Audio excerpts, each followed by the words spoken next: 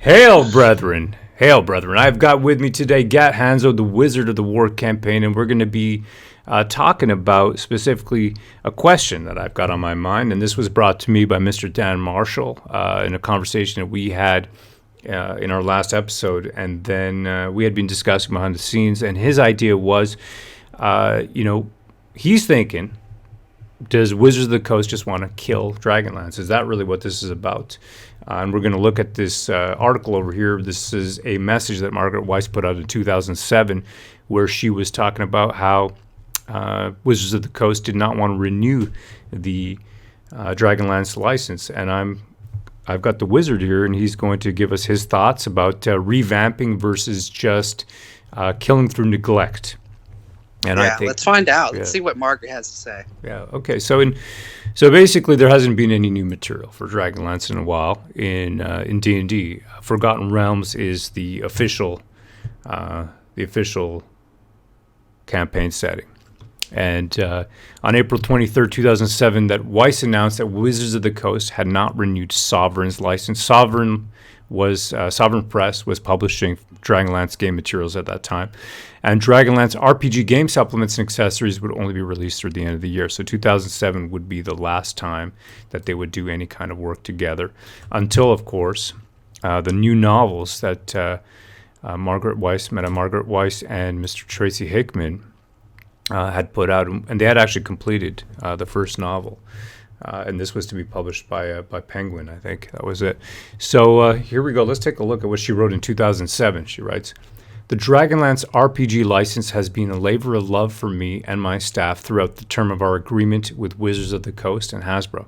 Our goal in creating the Dragonlance game product has always been to give a longtime fan quality material that supports our vision for Dragonlance while attracting a new audience to this epic world. Our agreement has come to term and is not being renewed. We will be releasing new Dragonlance RPG product through the end of this year, and then we will step back from our association with Wizards of the Coast and Hasbro." Gat, first of all, what do you think is going on over there? I mean, are they just having, of course it's a conjecture, but what's your view? Well, I mean, this is, for all intents and purposes, it looks like they're just put it on ice, right? Mm-hmm. Marvel's done this with several of its IPs. They'll just shelf them.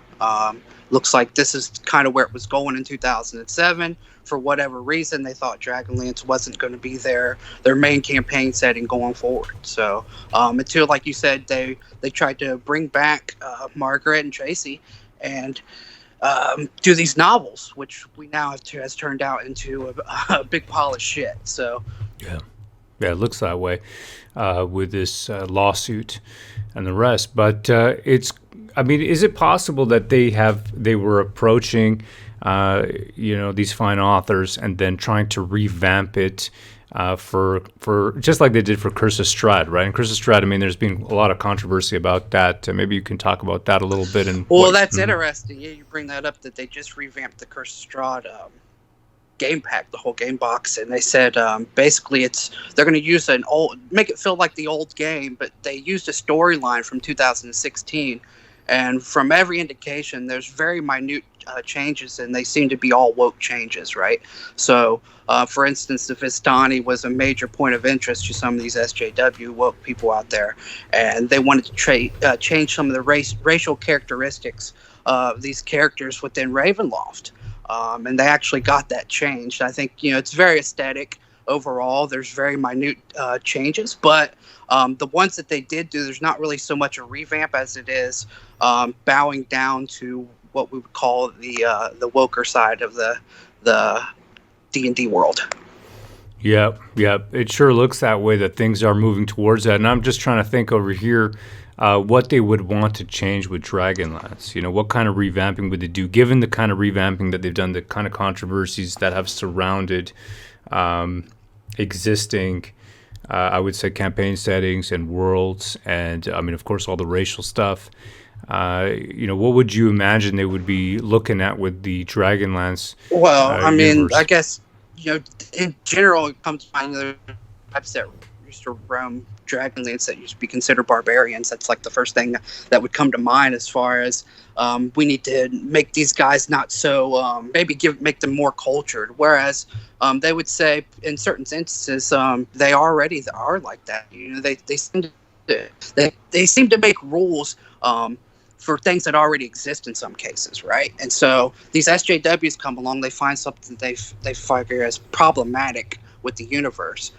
They want these changes, not realizing that there's a reason why these things are written that way, and that's for a reason. This world is developed in a certain way to which all these things fit in harmony, right? And it's in order to show a contrast to different other parts of the universe, you know. And when they come in and make these changes, then it makes the universe a little less appealing. You know, it's a little less actually diverse. Their wokeness actually hinders the creativity of the universe overall. So, yeah, I would think, you know, they're going to go and try and change various characteristics of, you know, all the different races throughout there. They've done with the Vistani and Curse of Strahd, like I'm sure they'll do with Forgotten Realms. We've already heard some things about the Dark Elves and the Drow in Forgotten Realms as well. How, you know, there's certain racial characteristics they need to change. Like, they can't all be that. Why should they all be evil, right? Well, it's canon. It was written that way. You know, there's a reason why the original creator created it that way. So, Absolutely. We're going to encounter all these things as we go. If they do try to revamp it, man, you know, there's going to be quite a bit of interesting videos we're going to be able to pull out of that once they do it. Now, if they ice it, that's another thing entirely, which I think at this point with the lawsuit going on, Dan might be right in his hypothesis. I think they might just be icing this thing forever, and they're going to get rid of it. So we'll see. I hope not. We all love Dragonlance. You know, we love Forgotten Realms. We love Ravenloft, Spelljammer, all these cool universes that we grew up playing in, you know. We don't want them to go away. Absolutely not. I think you hit it on the head there. You know, Margaret Weiss, I've looked it up over here, Sovereign Press. So these are the licensees who were doing all the Dragonlance work until 07 when they stopped their association with Wizards of the Coast. They must have renewed it behind the scenes, or maybe not through Sovereign Press, but directly with Margaret Weiss and Tracy Hickman. Regardless, Margaret Weiss and Don Perrin since 1998 were doing this. They had this business. They had this company, Sovereign Press, and they were putting out all this amazing Dragonlance material. You know, Dan talked a lot about the silver box games, the gold box games, all that kind of stuff. And now I think it feels like we're at a point over here where the fans are just going to be, I would say, it's the fans who are going to pay, right? It's the fans who are not going to get this material, who are not going to get that final saga in that trilogy. It almost feels like you know, with Star Wars when they finally did the saga, and then they just wasted that opportunity. It was a missed opportunity. They wasted it. Yeah, that's what it's like. And at the end of the day, it's also going to be the fans who are going to have to fight for it.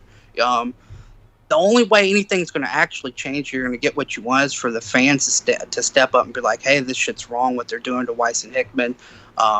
You know, we don't want our games changed for wokeness. If you're going to revamp them, make them better, put more creative stuff into it. But we don't want these minutia changed to appeal to the woke side of D&D. And there's D&D's for everyone, not just a small group that want to screech the loudest, right?